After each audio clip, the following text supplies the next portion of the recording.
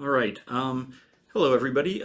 Sorry about that problem. The mic was just not working for some reason. It wasn't turned off, but it was not streaming. So let me say again everything I just said. I apologize for the problem. Um,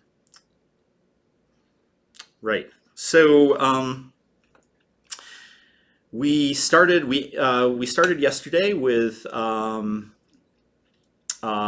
sets, right, which you could work with by set product or union or intersection, operations like that. And then we moved into data types. And data types are the basically the implementation of sets in programming languages. And so for example, in C, you might see something struct int a comma float b, and that's the implementation of a cross product of the set of integers and the set of real numbers in C. Right? And we defined, so there's this mathematical notation for sets, and we defined as well a programming languages notation for sets. And they're more or less equivalent, although there are going to be some differences between them.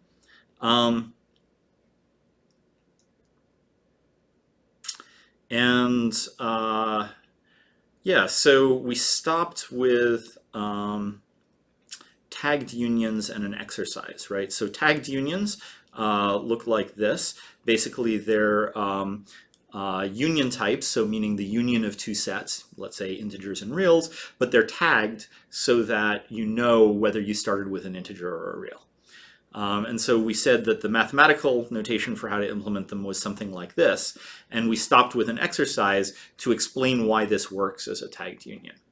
So the solution to that exercise, which hopefully everybody's had time to think about,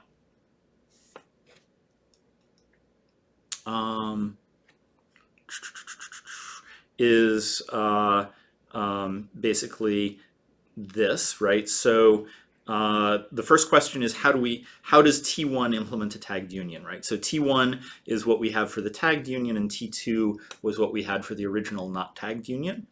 And so, for example, you might want to, given an element of T1, determine whether it started out as an int or a real. And the answer is that every element of T1 is an ordered pair. It's either got an integer and the number 1 in its first and second elements, or a real and the number 2. So if you want to know which is which, you can just examine the 1 or the 2, right? The second element. If it was a 1, it started out from the integer side. If it was a 2, then it started out as from the real side. And then once you know which it is, you can extract the original member of the tagged union by looking at the first element of the pair. Right? So hopefully that makes sense. And if anybody has remaining questions, please ask them on Piazza, and the TAs should be standing by to answer your questions. All right, so the next topic is functions. So we've talked about types as basically the programming language implementation of sets.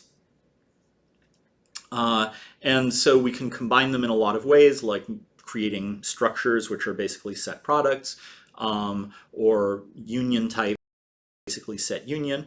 One of the most common things that we would do in a programming language is define a function, right? So here we go with a simple function definition. P of xy is 3x squared plus xy.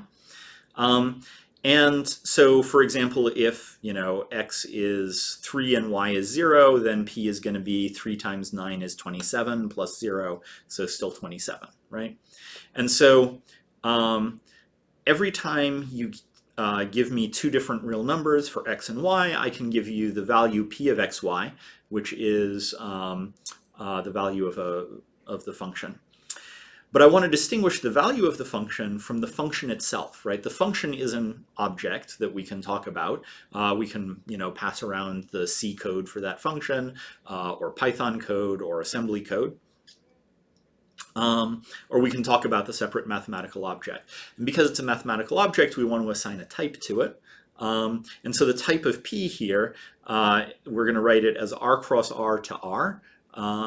meaning that it takes a tuple, a pair in this case, two real numbers, and it's a function whose output is a single real number, right? So most programming languages default to having one output, but you could have two or more outputs by having the output be a tuple as well.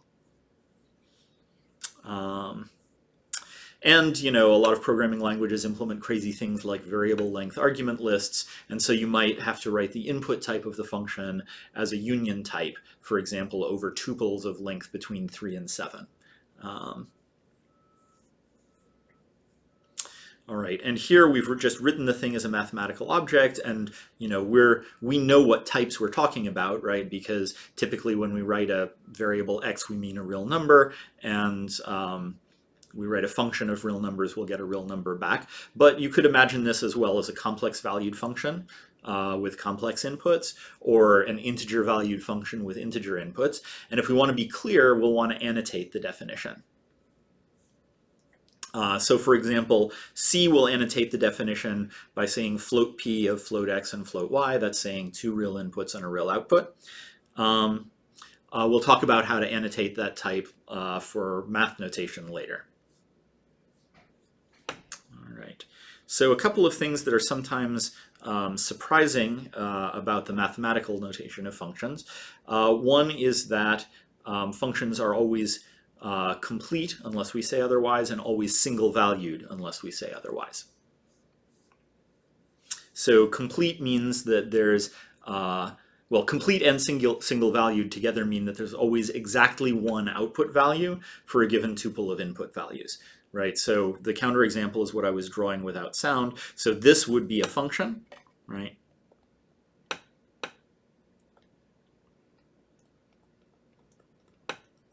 While this would be not a function.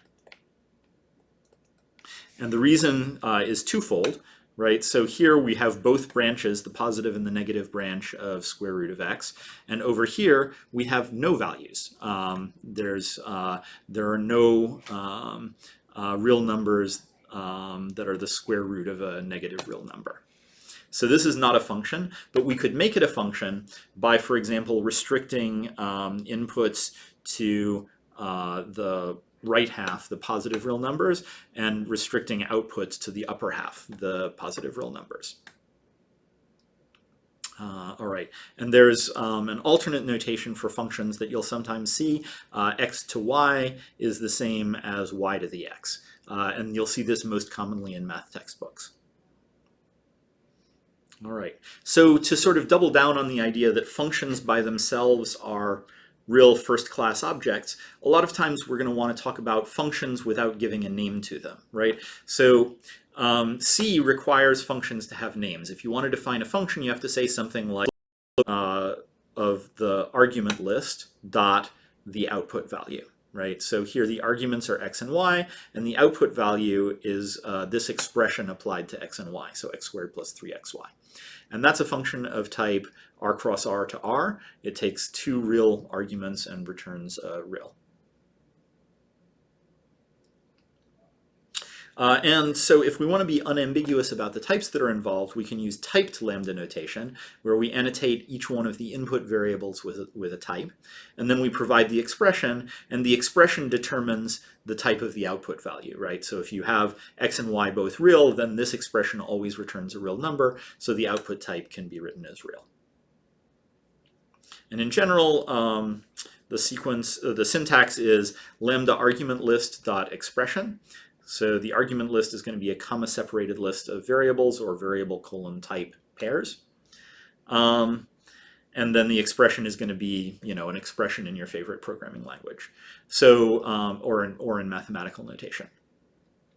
Some programming languages implement anonymous functions directly, and a lot of them use the keyword lambda to do so. So for example, here's Lisp code for that function above. Don't worry if you're not familiar with Lisp, but you know, now you know how to write at least one function in Lisp. And Python would write the same function this way. All right, so I think now is probably a good time to pause. And what I'm going to do is I'm going to give our first quiz of the semester. So what I'm going to do is post on Piazza a link to the quiz.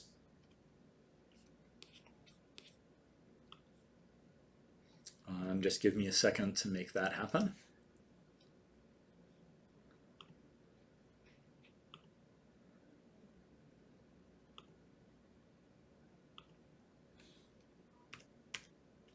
All right.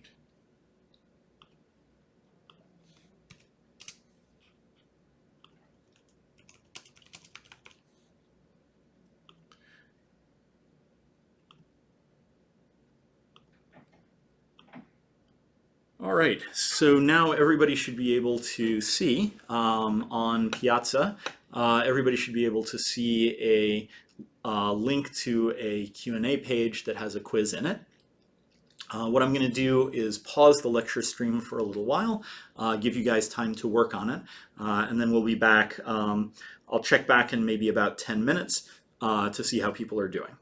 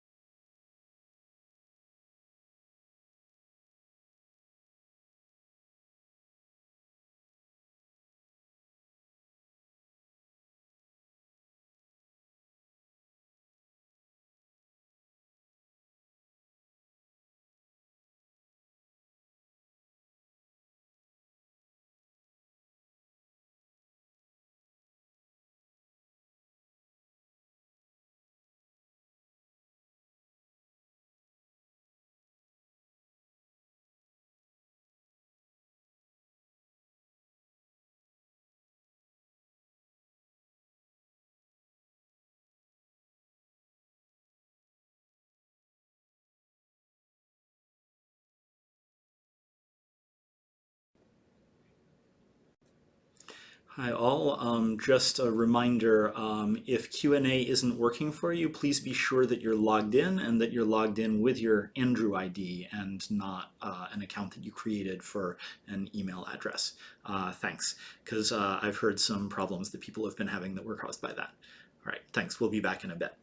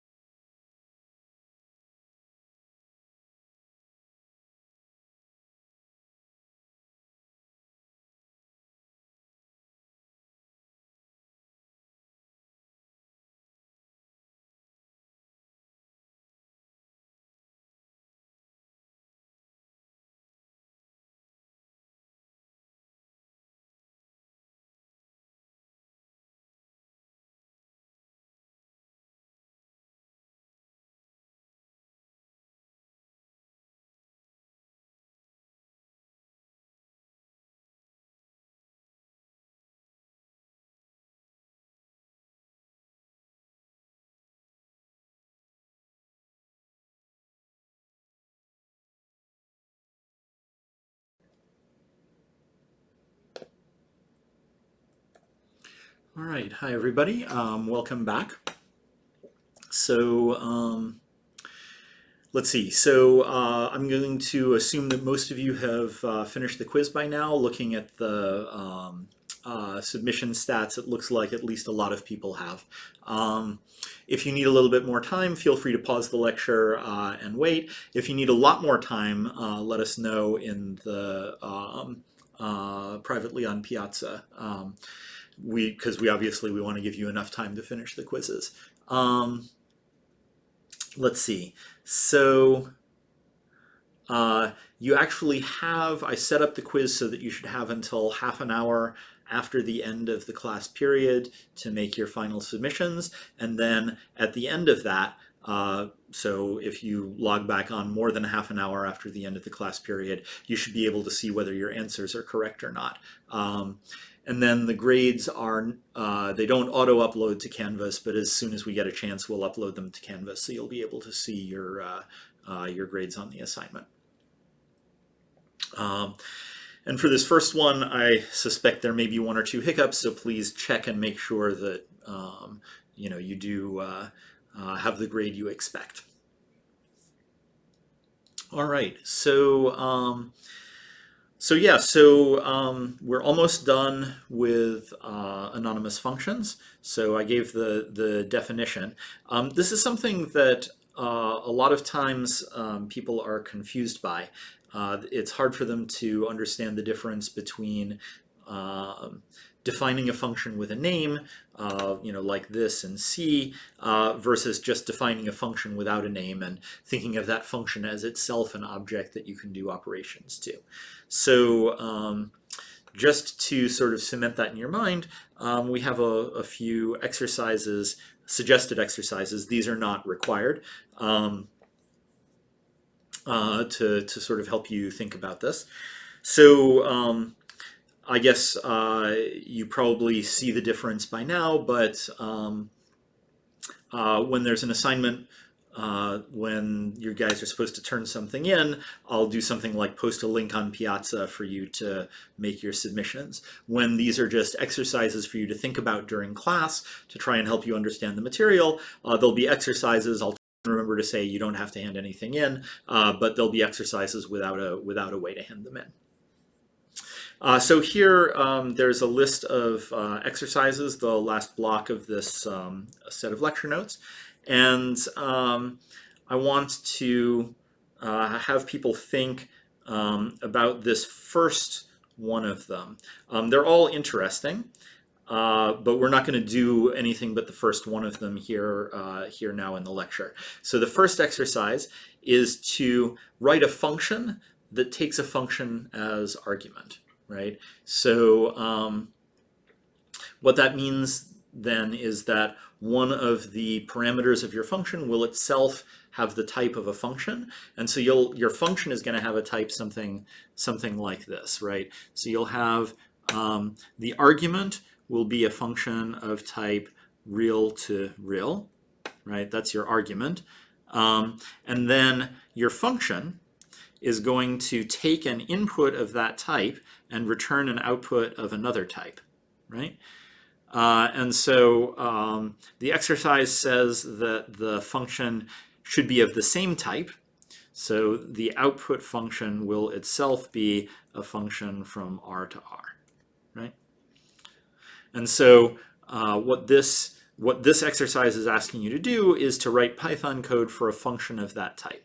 So I'd like everybody to stop and think about this for a little while, and then in another couple of minutes I'll post my solution, and you can compare what you wrote.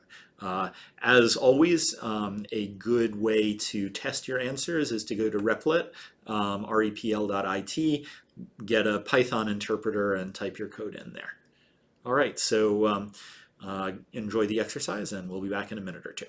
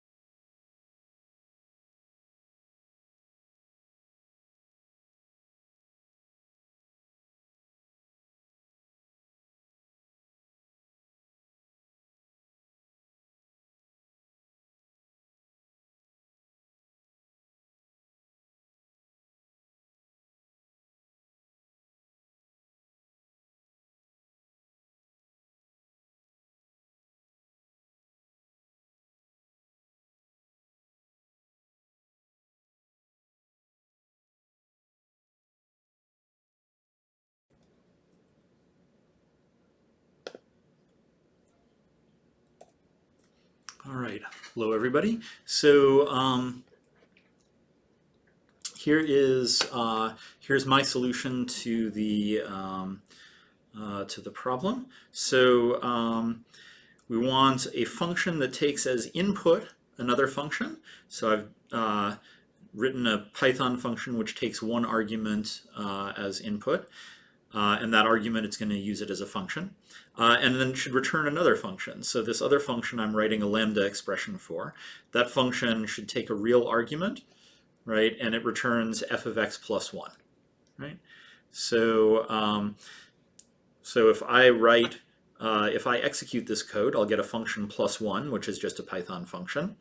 And if I call plus 1 on the identity function, right? So here lambda x colon x is just the function that given x returns x. It's the identity function. If I call plus 1 to it, it should return x plus 1, right? It get a function that should give me back a function that returns x plus 1. And so you can see the output of plus 1 is another function. And then if I take that function and I call it on the number 3, I get 4, right? Which is as was intended, right? So that's my solution to this exercise. Hopefully that's similar to your guys' solutions. And if not, please let us know. Please ask questions on Piazza.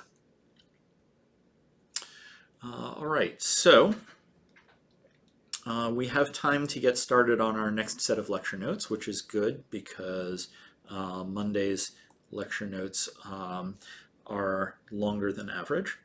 So yeah, so we're going to switch now from sets, data types, and functions to logic. And so what is logic really? Logic is basically the mathematical version of making an argument. So you can make all sorts of arguments. You can make arguments that are highly illogical. We see those from time to time on TV, for example. But if you're going to make a logical argument, all logical arguments have similar structure. Basically, what they do is they make some assumptions, and then from those assumptions, step by step, they derive a conclusion and another conclusion and another conclusion, and then at the end, they argue that that last conclusion follows from all of your assumptions. So propositional logic is sort of the simplest mathematical version of that.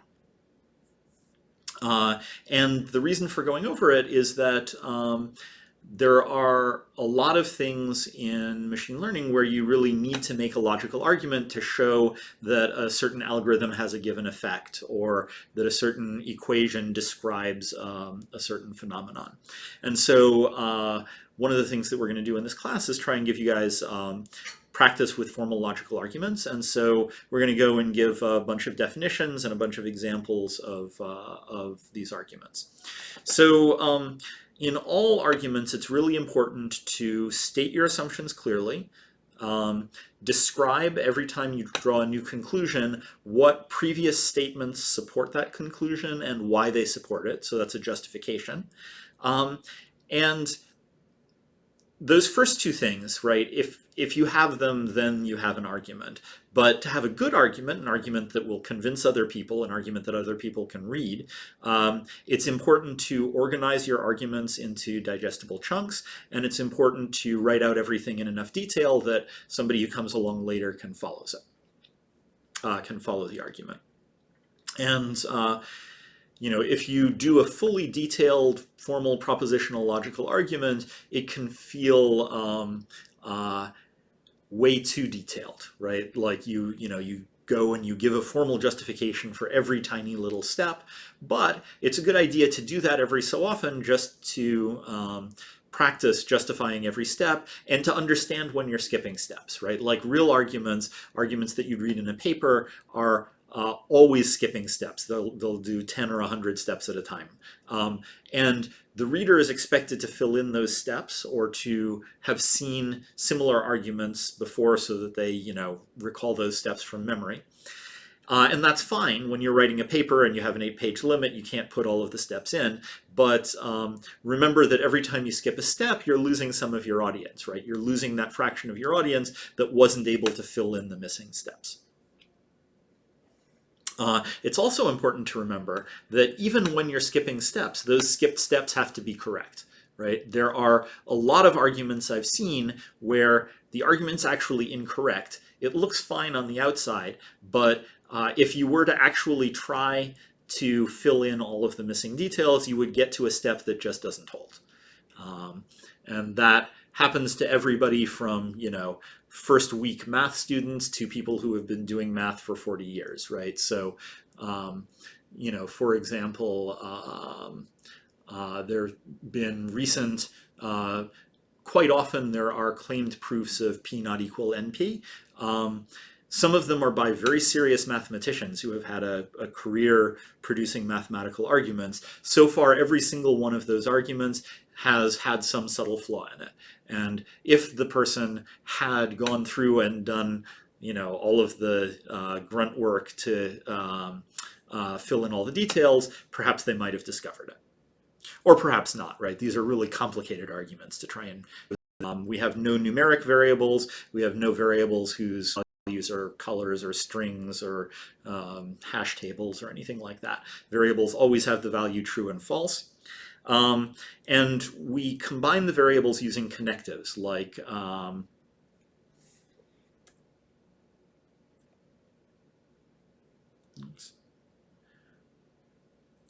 we combine the variables using just checking on the stream health there. I got a message saying that the stream was stopped. Hopefully it started again. Right, so we combine these variables using connectives, and, or, not, and implies. Note the use of an arrow for implies. That's overloaded, right, because that same arrow also describes a function type. That sort of overloading of symbols is common, unfortunately, and this is the way people always write it, so we're going to bow to pressure and use that arrow to mean both implication and a function type. And so, like I said, we'll sometimes use longer names for variables, like, done could be true or false, or man of Socrates could be true or false. And this longer name looks like a function call. And if we get to the more complicated system called first order logic, then we'll actually give it that semantics. But for now, just think of it as a really long text string that names your variable. All right, so you have these variables and connectives, and you can use them to put together logical statements. Like you can say, for example, A and B or C, right? That's a statement in logic. It might be true or false, but we can put it together. If we want to argue to somebody that a statement is true, then we have to make a proof. And a proof is composed of two things, assumptions and inference rules. So let's start with just one inference rule called Modus Ponens. So if we have that, let's say, all blue things are cold, right? We might write that blue implies cold, right? And so if we know that all blue things are cold, and we have a blue thing, so I'll write that as blue. The variable blue is true, representing that we have a blue thing. So if we know those two things, we can conclude cold, right? And that inference rule is called Modus Ponens. It was known to the ancient Greeks. That's why it has a Greek name. Probably known to a lot of other people as well before them, but they're the ones who wrote it down in a language that, some of us can read today. So we have Modus Ponens has two premises, right? This first one, which is an implication, and the second one, which matches the left-hand side of the implication. And then we get to conclude the right-hand side of the implication, right? And so for this is an application of the inference rule of Modus Ponens, and a proof is just a bunch of applications of inference rules. So here's an example proof, right? Man of Socrates, and we're going to say that that's an assumption. man of Socrates implies mortal of Socrates. That's another assumption. And then last line, mortal of Socrates, which we conclude by modus ponens using 1 and 2, right? So that's a very simple proof. It's maybe one of the oldest proofs around. And for clarity, what we've done is we've numbered all of the statements, and next to each one of the statements, we've written its justification. And there's only 2 types of allowable justification. One is that the statement is an assumption, like these first 2 lines, 1 and 2, and the other is that it follows by an inference rule from previous statements. And so we only have 1 inference rule so far, so we used it, modus ponens, and we had as the premises, the inputs to that inference rule, we had the first 2 statements. Right? And this is often called a 2-column proof because people will often write it in 2 columns, right? They'll say line 1, A is true, that's an assumption. Line 2, A implies B is true, that's also an assumption. Line 3, B is true by modus ponens from 1 and 2. Right? And so this is a 2-column proof with all of the statements in the left column and all of the justifications next to them in the right column.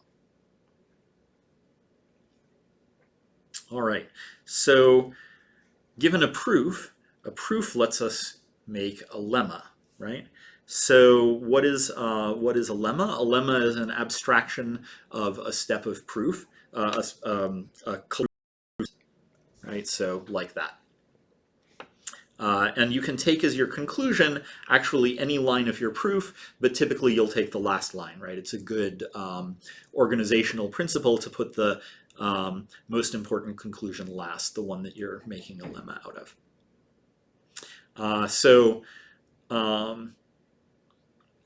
Proving a lemma is also sometimes called implication introduction because you introduce an implication symbol into your expression. And modus ponens is sometimes called implication elimination because you take a formula that has an implication in it and you produce a formula that removes that implication. All right, so inference rules, proofs. To make interesting proofs, you're going to need more than just that one inference rule. And so there's a lot of other useful inference rules that people have come up with. I'm not going to go through all of them here, but if you're not completely familiar with them, you should just go through and have a look, right? So for example, and introduction, if you separately prove a formula phi and a formula psi, that's the same as proving the formula phi and psi, right? Same thing with and elimination. If you've proved phi and psi, then you can conclude phi and you can also conclude psi, right? And you know, here's a nice list of inference rules,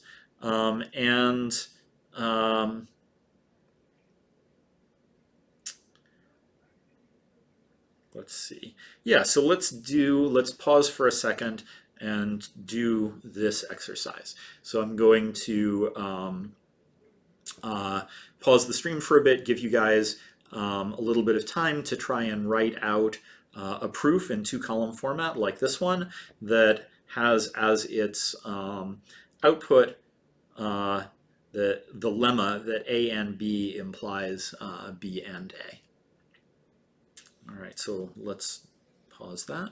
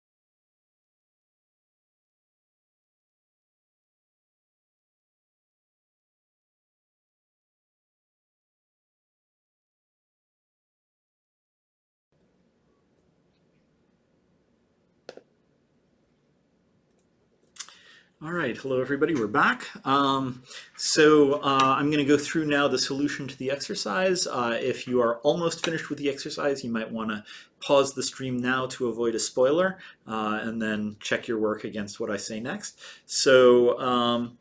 Yeah, so let's take a look at the proof.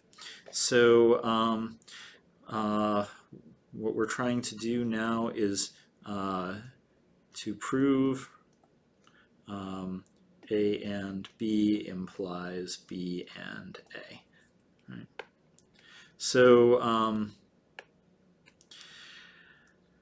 all right, so if we're going to prove A and B implies something, we want to start by assuming A and B. So line 1 will be A and B justified as an assumption. Then what do we want to prove? We want to prove B and A. And it turns out we can prove that really simply from our assumption. So I'm going to say line 2, B and A. And that's because the and is commutative. I'll just write commute from line 1. And now we can end our lemma, right? And so our assumption is A and B. Our conclusion is B and A. And this is by proving a lemma using lines 1 through, sorry about that, my handwriting's bad, lines 1 through 2.